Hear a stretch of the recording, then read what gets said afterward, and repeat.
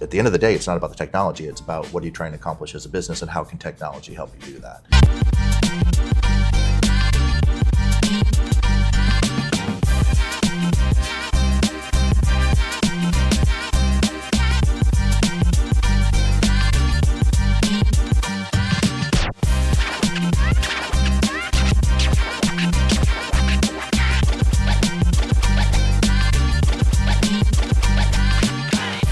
Hello world, Maura Abad here with Asset Management Visionaries under the umbrella of the Association of Asset Management Professionals, Season 2. We have a super guest today, Thomas Kurtz with Hexagon.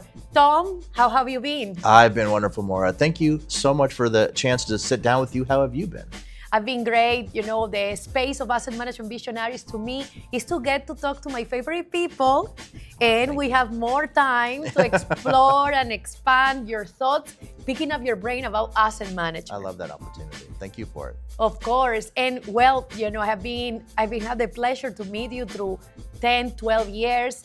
But tell the world, who is Thomas Kurtz? Yeah, well, I would be happy to. So Tom Kurtz, as you mentioned, we have something else in common. I'm from Nebraska originally, so grew up there, but I live in Colorado now, and I've worked my whole career in technology and business technology. So I actually was a finance undergrad, so I have a business background, but I spent a lot of time in the technology world. So did consulting for about 10 years, started my career at Andersen Consulting.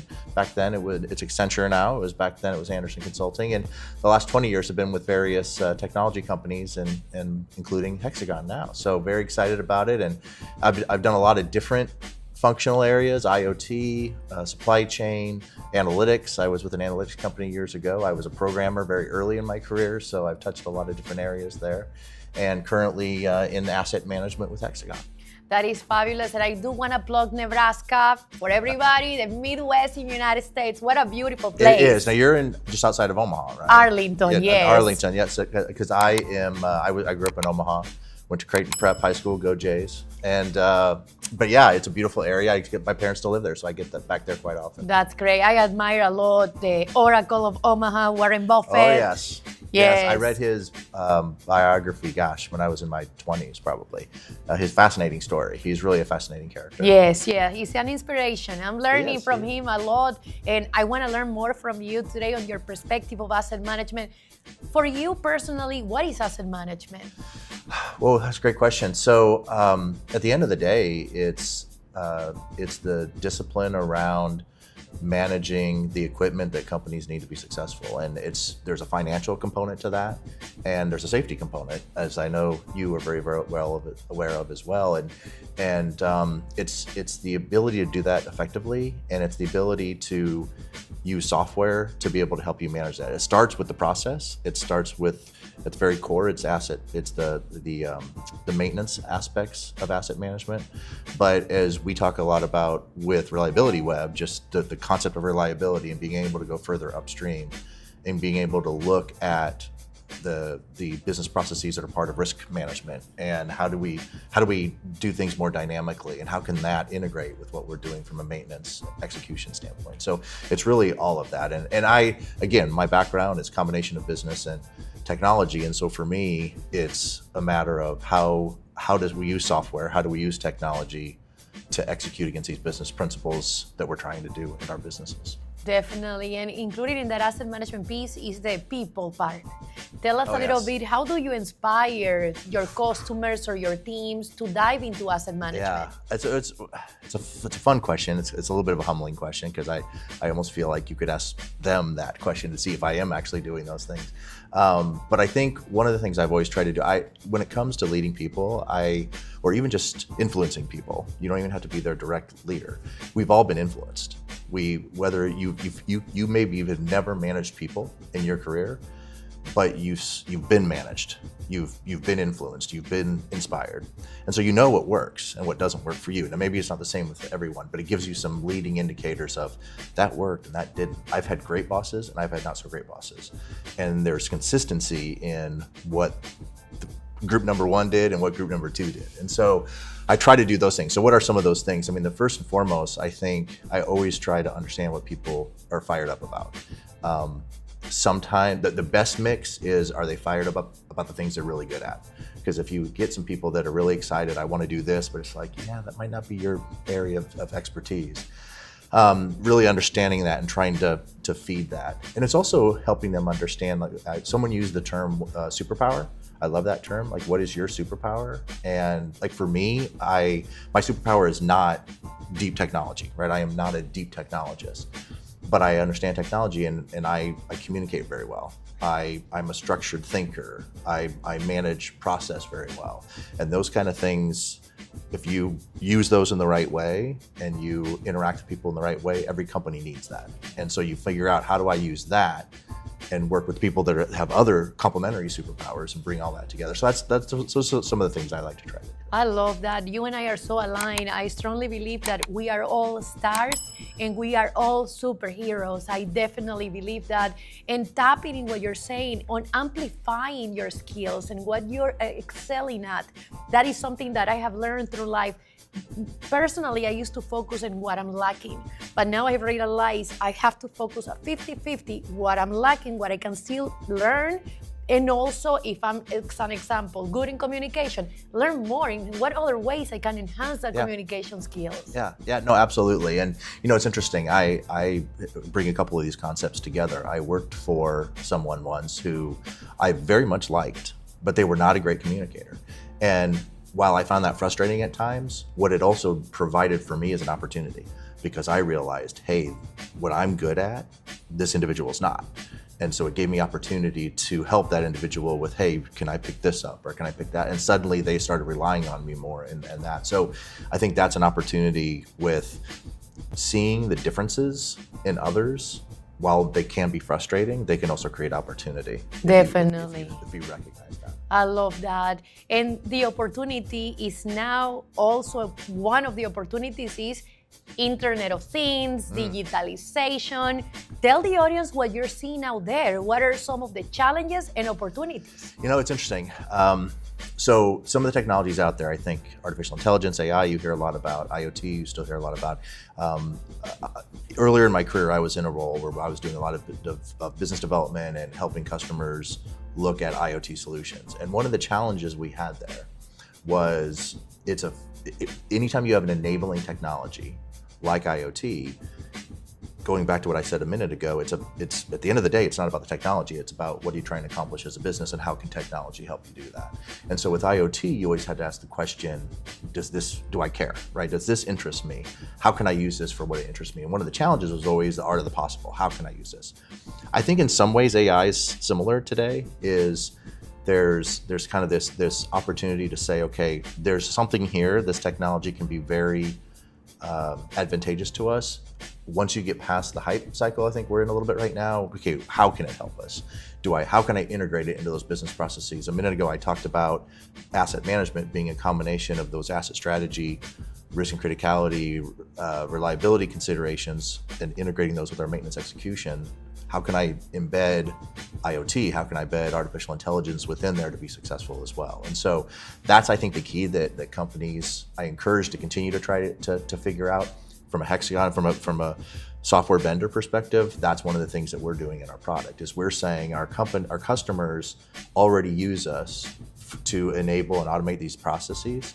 Now we're going to make it easier for them. We're going to make it better for them. We're going to have tools in the product that allows them to keep doing what they're doing, but they're going to be able to do it better, and they're not going to have to spend a lot of time thinking about what's my AI strategy. I want my vendors to help me understand what their AI strategy is.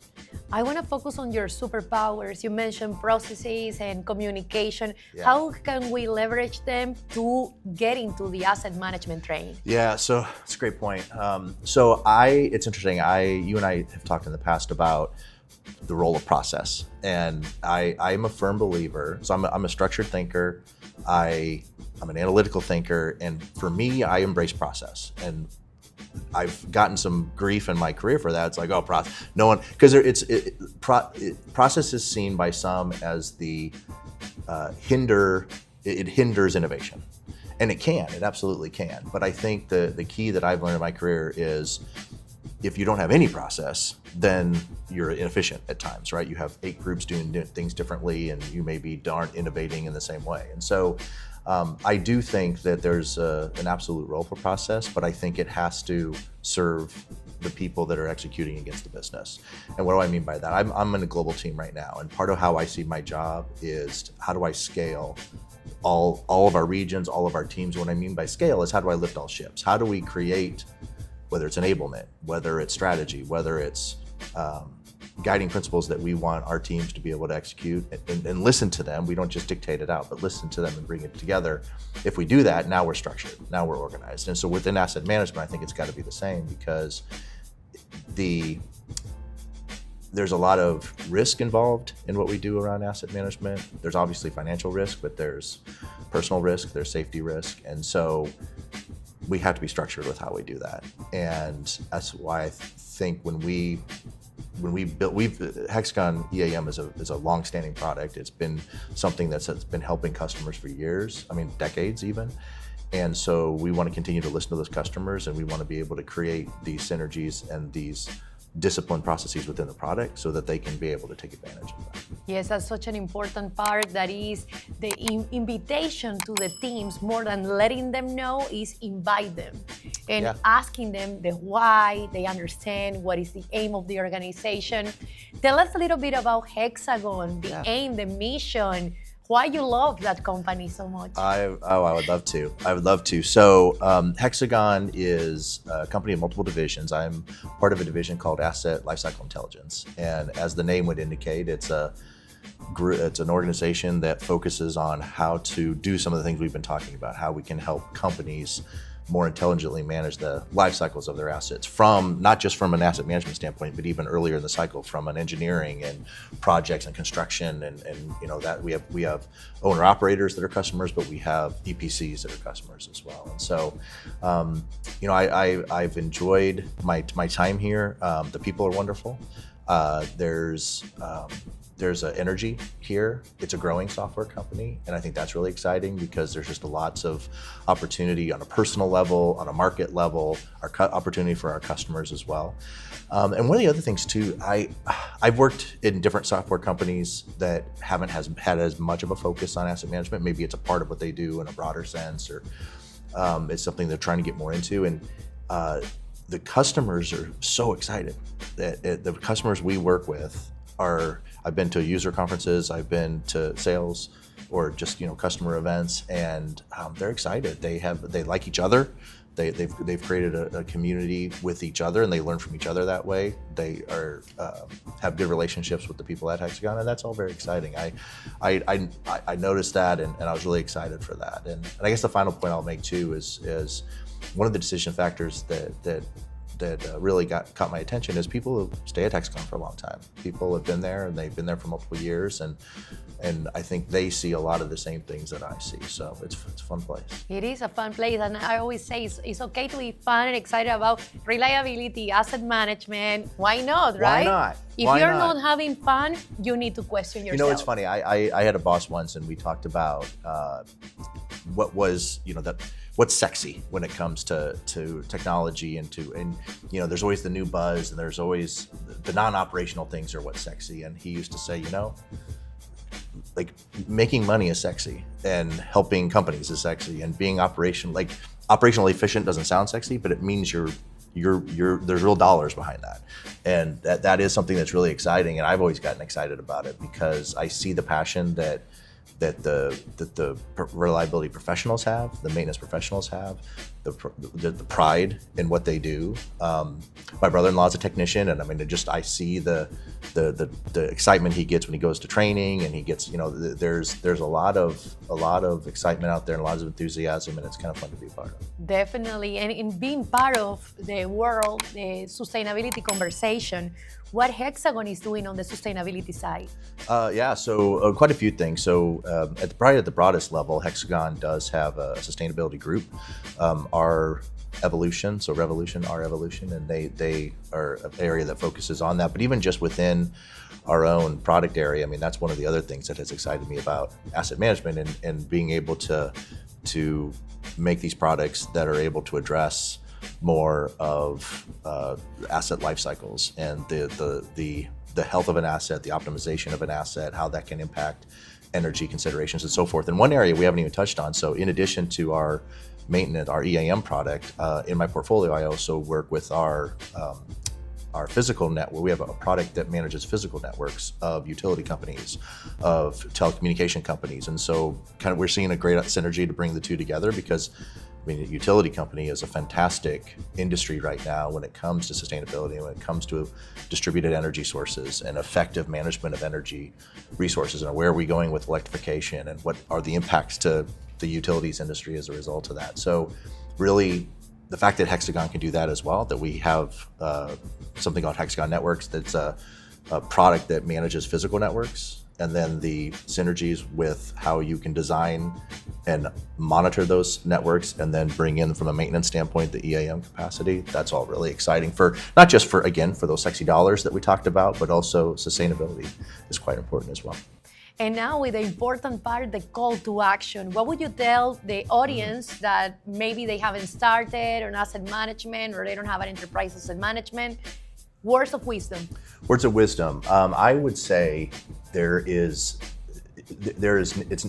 no project too small, and starting now is what I would be my call to action. And so I think there's a lot of companies that I've talked to that take a step back and they're like, well, we need to create this big process and we need to put the project together and analyze what we're going to do and then roll it out eventually once we pick a vendor. But there's a lot of smaller projects you can start with right now, and there's a lot of wins that you can get with that. And with that, you're able to create business cases that get more momentum going within the organization. So think big, start small is a phrase that I've heard a lot and used a lot in my career, and I think it applies to asset management as well. Definitely. The future is now. And at the present moment, we want to tell you thank you very much for accepting the interview. Asset Management Visionaries, under the umbrella of the Association of Asset Management Professionals, will continue bringing you more words of wisdom and more interviews. Thank you very much, Thomas Kurtz. Thank you, Maura. Have a great rest, and we'll see you soon.